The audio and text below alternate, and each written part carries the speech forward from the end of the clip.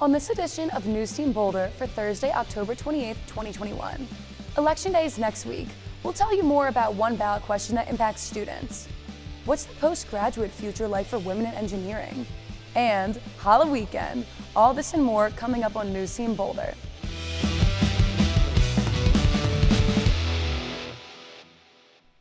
A group of dedicated Colorado residents strive to make affordable housing options more available for community members. All the while, CU students are on the hunt for their next year's student housing. Hello and welcome to NewsTeam Boulder. I'm Jessica McCauley. Rules in Boulder for how many people can live in a house will be decided in the next week's election. NewsTeam Georgia Worrell tells us more about one ballot question that can have an impact on CU students. This Tuesday, Boulder citizens will vote on ballot question 300, which might change Boulder's occupancy law that says only 3 unrelated people can live in one residence. Among proponents for changing the current legislature is Bedrooms Are for People's Kristen Eller. Hey, you! Have you received your ballot? No, I haven't. Boulder is an expensive place to live. A lot of times people share homes to be able to afford rent.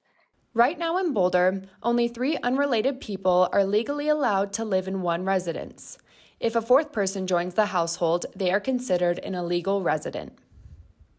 What that means, living illegally, is that a lot of times they are asked not to be on a lease. By not being on a lease, they don't have rights or protections.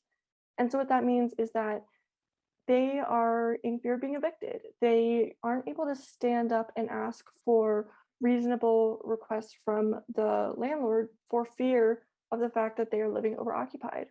According to Eller, passing the ballot 300 would help many CU Boulder students living illegally in homes around campus. We want to make sure that they have the rights and protections that they deserve.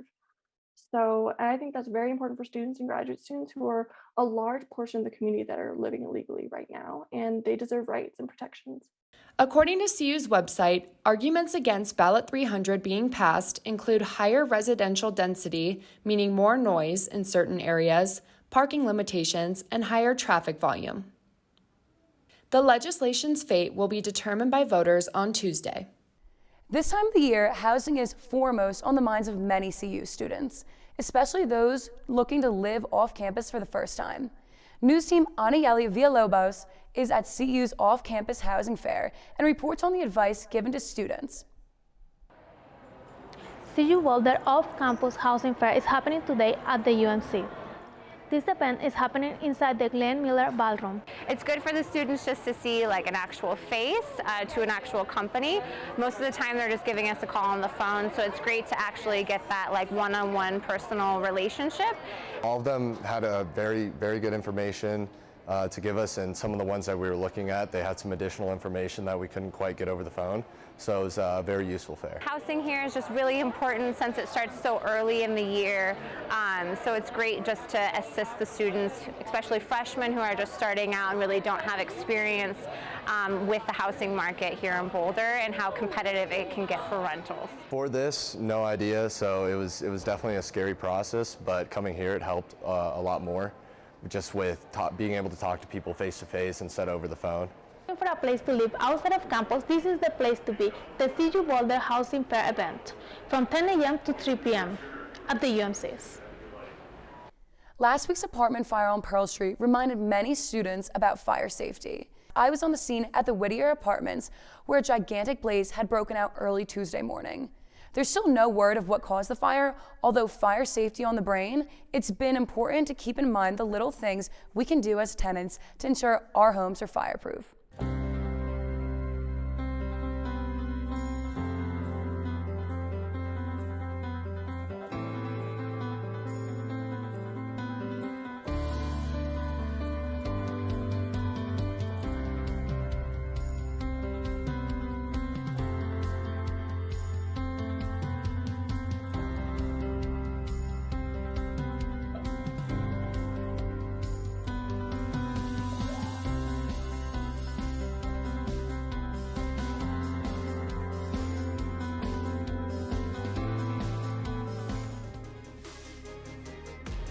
Coming up, what's the future like for women in STEM education?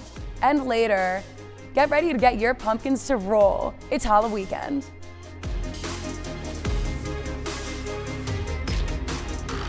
Welcome back, Buffs. It's time to talk science. So imagine classrooms, coffee shops, stores, all made with a technology that can safely knock down COVID-19 with people present. We know that ultraviolet can kill pathogens, but it can also be harmful to people, leading to sunburns and skin cancer. CU's environmental engineering professor, Carl Linden, says that there are certain types of UV light that can kill coronavirus and is also safe to use. In an article he wrote for The Conversation, Linden explains that at certain wavelengths, the UV light can be absorbed by the top layers of dense skin cells, but not penetrate to the active skin cells below where damage can occur. Linden and his colleagues tested 5 commonly used UV wavelengths to see which works best at killing COVID-19. They specifically tested how much dosage is needed. In their experiments at 222 nanometers, which is one of the lowest intensities of UV light, it took about 20 seconds to disinfect air within the space. Whether in future pandemics or in times of normalcy, these types of UV lights could be installed in public spaces to reduce our exposure to everyday viral and bacterial threats. You could say it's been a good year for funding. CU Boulder nets an all-time high in annual research funds. $634 million will help fund studies in transportation, artificial intelligence, space, climate change, and more. This funding translates into new businesses, workforce training, and new intellectual property. In the last fiscal year, research at CU contributed to the creation of 20 companies, double the number usually formed.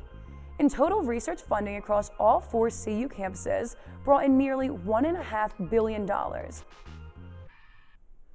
A senior aerospace engineering student gears up for her postgraduate future as a woman in STEM. NewsTeam's Catherine Zamora tells us the story. CU Boulder has one of the best engineering programs in the country, but for women in STEM, it can still be a little intimidating. For seniors like Libby Moore, the culture and community have made all the difference. So I really just loved CU as a school as a whole.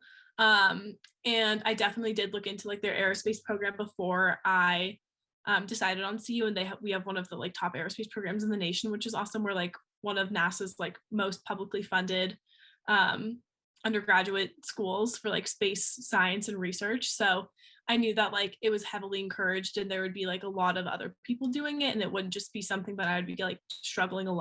For me, I think the biggest thing and the reason that I have been so successful is the community that I have around me, because I have 2 really good friends that are in aerospace with me, and even in engineering, I always had people to study with, and just people and other girls that motivated me to want to do better.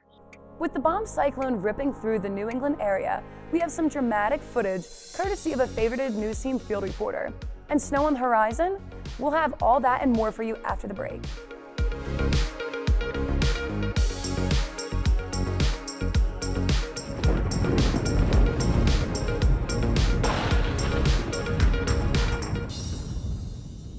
Today here in Boulder, we are experiencing a slightly chilly day with a high of 59 degrees, but grab your jackets because we will reach a low of 37 tonight. Boulder is in the green for air quality with an 8 AQI, so perfect time to enjoy the fall activities and weather.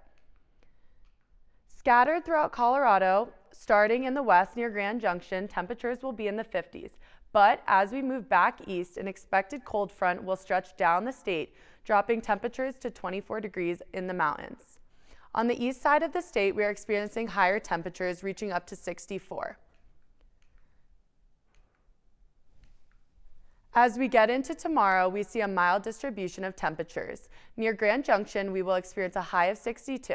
Still in the 30s as we come across the mountains, and down by Pueblo, we will reach a high of 71. Saturday, we can expect similar temperatures. Still in the west, we have a high of 64, and then moving across the state, the mountains are still in the 30s. A perfect time to go to the opening of ski season. And over on the east, we are still reaching highs of 75 degrees. Looking at the national weather forecast down in Florida, they are dealing with severe thunderstorms. As we make our way upward towards Georgia and Tennessee, they are seeing heavy rains, which are drifting up the states towards Wisconsin and Minnesota. New England looks like it is finally clearing up from the heavy storms. And throughout the West, we are seeing dry conditions with a slight rain and mixed precipitation up by Oregon and Washington. Boulder tomorrow will be a beautiful sunny day to get outside with a high of 70 and a low of 44 degrees in the evening. Looking at the next 4 days, we will see sunny skies on Saturday with a high of 68, but we'll experience a big drop to 33 degrees in the evening. On Sunday, we will have cloudy skies with a high of 46 and a low of 29. We have a change in weather on Monday as we are expecting rain and snow with a high of 42 and a low of 29. As we get into Tuesday, temperatures will come back up and hit 52 degrees and a low of 42. Hundreds of thousands of New Englanders are still in the dark after a nor'easter strengthened into a bomb cyclone and tore through the region over. In Newport, Rhode Island, dramatic videos emerged of boats in the harbor that were taken down by the heavy storm, and now CNN's John Lornick looks at recovery efforts in the area. Under debris and in the dark, New Englanders are dealing with the aftermath of a huge storm. We came outside with a flashlight and saw that this tree had fallen on our roof. Throughout, you can see homes damaged, trees uprooted, and boats blown aground. The storm drenching some areas in 2 to 8 inches of rain, with wind gusts reaching 74 miles per hour in parts of Massachusetts and Rhode Island, prompting warnings from the National Weather Service to stay off roadways and away from windows. Yeah, not much sleep. It was so loud and windy. Hear a crash and a boom and hope it wasn't getting near us. In Brockton, Massachusetts, firefighters braved the extreme conditions while battling a large blaze at this building and a transformer fire at a home nearby.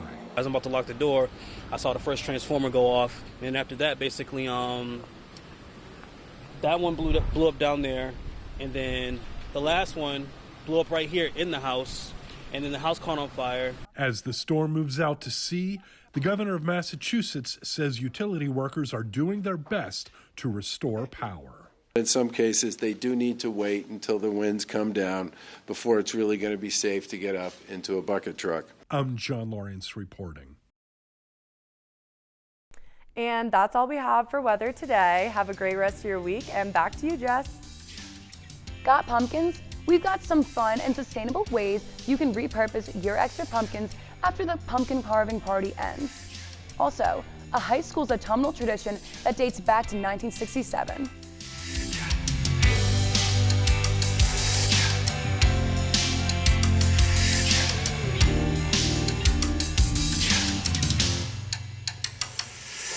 On average, there's 1.3 billion pumpkins produced in the U.S. each year.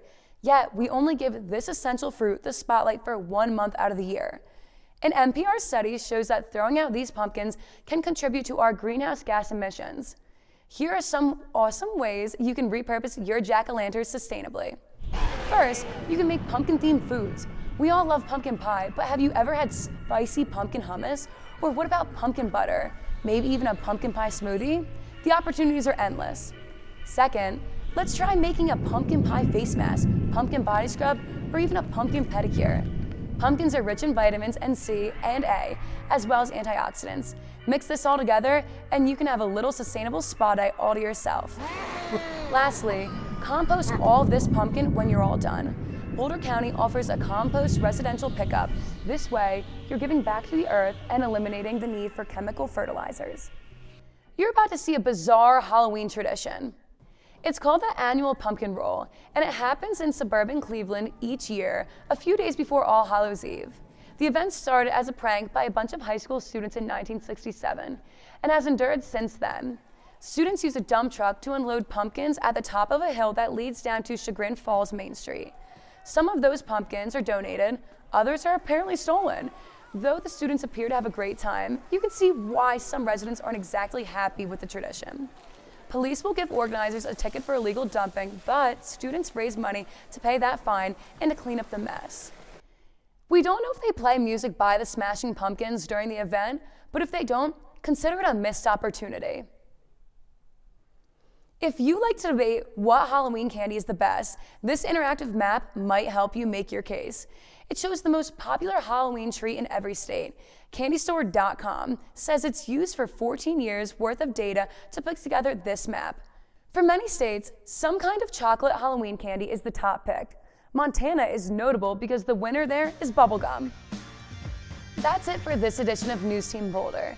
This show is produced by journalism students at the University of Colorado Boulder in the College of Media, Communication, and Information. You can find us on YouTube and on Twitter at NewsTeam Boulder. I'm Jessica McCauley. Thanks for watching and see you next week.